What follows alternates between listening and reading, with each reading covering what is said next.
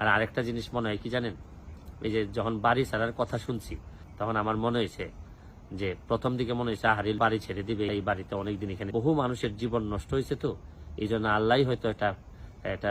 প্রাকৃতিক বিচারও বলতে পারেন, আপনি আল্লাহর বিচারও বলতে পারেন, যে যাদের তুমি জীবন নষ্ট করছো আজকে তাদের পাপের ফলে হয়তো তোমাকে, যাদের জীবনে আজকে তুমি বাড়ি ছেড়ে যাবা, হয়তো আজকে না হোক কালকে। তো আমি বিশ্বাস করি যে আপনার কর্ম কখনোই আপনাকে ফেরত না দিয়ে যাবে না। আমি বিশ্বাস করি যে শুনেন, পাপ যত পুরাতনই হোক না কেন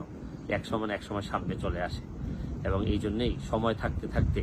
যারা এরকম বড় বড় পাপ করে বিভিন্ন জায়গায় দখল করে আসেন পাবলিকের স্বার্থে, আমার মনে হয় আপনাদের আস্তে আস্তে চিন্তা করা উচিত যে এগুলো ছেড়ে দিতে হবে, নাহলে এমন এক সময় এসে এমনভাবে ছাড়তে হবে যে আপনাদের অনেকেরই ক্ষতি হয়ে যাবে, অনেকেরই মানে ইজ্জত সম্মান নষ্ট হওয়ার সম্ভাবনা আছে। তাইলে কিন্তু বঙ্গবন্ধু সোনার বাংলাটা বানানো যেত। এবং